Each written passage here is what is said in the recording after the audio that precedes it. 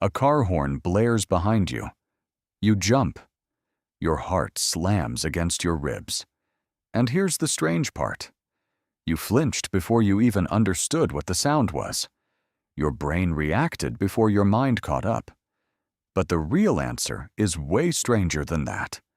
Stay until the end, because every story may sound familiar.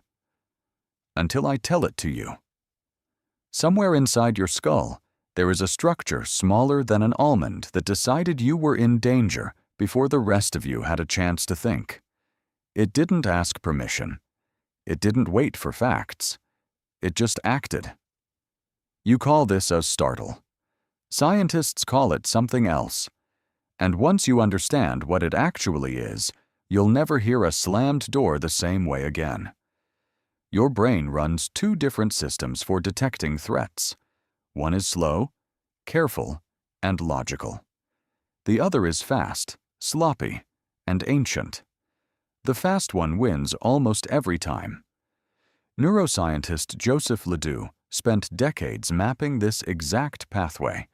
He found that sound and sight don't travel straight to the thinking parts of your brain first. They take a shortcut.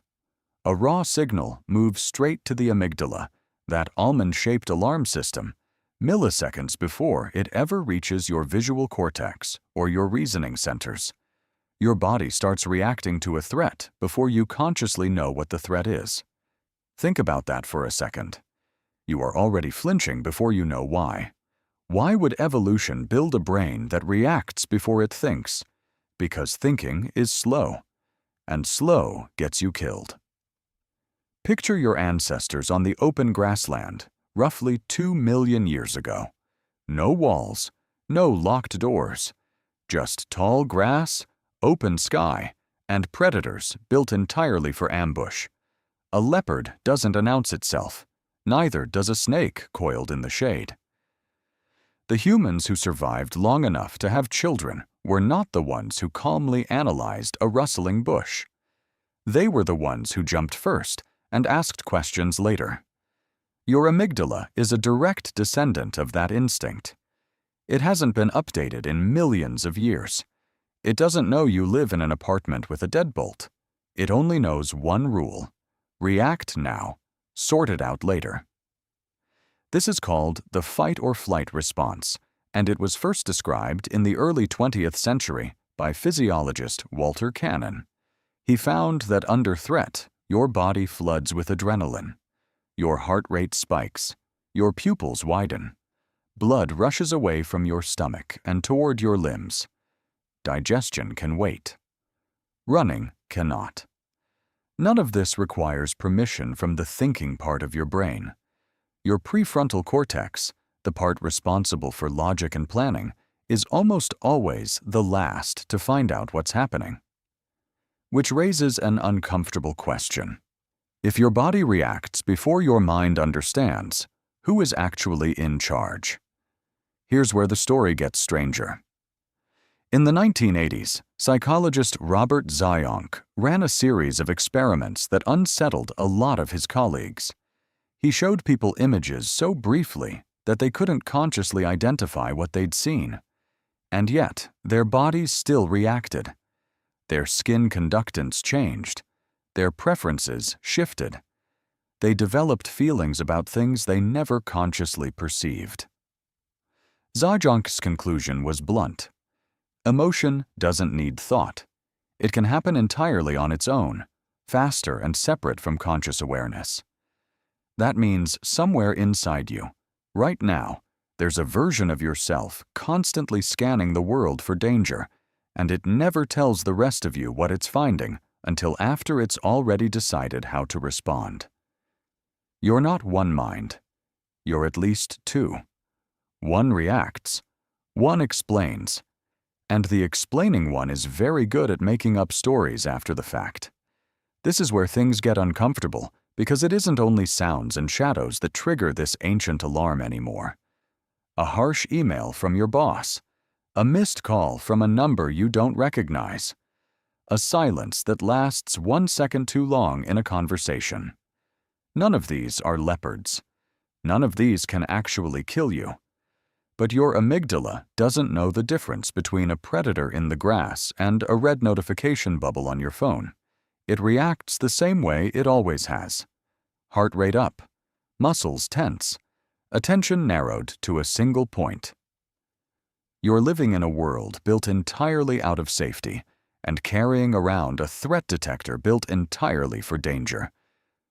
The mismatch isn't a flaw in you. It's a mismatch in timing. Your environment changed in a few thousand years. Your brain took millions of years to build its habits, and it hasn't caught up. So the flinch you felt at that car horn wasn't really about the car horn.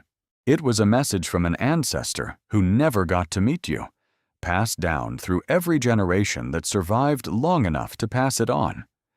Every jump, every spike of adrenaline, every moment your stomach drops before your mind knows why, is a tiny inheritance from someone who once had to move first and think second, or not survive the week. Here's the twist. That ancient alarm system, the one that once made humans anxious and jumpy and fast to react, might be exactly why humans are still here at all. The nervous ones lived. The calm ones sometimes didn't. Evolution doesn't reward comfort. It rewards survival, however uncomfortable that survival strategy feels now. So what do you do with an alarm system that's constantly a little too sensitive for the modern world? You don't have to silence it. You just have to recognize it for what it is. The next time your chest tightens before a difficult conversation, or you flinch at a sound that turns out to be nothing, pause for 1 second before reacting to your reaction. Ask yourself a simple question. Is this a leopard, or is this a deadline? Most of the time, it's a deadline. Naming the feeling engages a different part of your brain, the same prefrontal cortex that usually arrives late to the party. Research led by psychologist Matthew Lieberman found that simply labeling an emotion, saying to yourself, "This is anxiety," or "This is fear," can measurably calm activity in the amygdala. You're not getting rid of the alarm. You're gently reminding it what year it is. Your ancestors didn't have the luxury of pausing before a rustling bush. You do have that luxury before a notification, a comment, a silence on the other end of the line. That pause is the entire difference between a body that reacts and a mind that understands. So the next time a car horn blares behind you and your whole body jumps before your brain even catches up, don't be embarrassed by it. That flinch isn't a glitch. It's a message sent across a few million years from someone who needed you to survive long enough to receive it. You didn't jump because something was wrong with you. You jumped because, somewhere far back in your bloodline, someone else didn't. And you're here because enough of your ancestors did. Because every question creates another story. Subscribe, and I'll see you in the next story.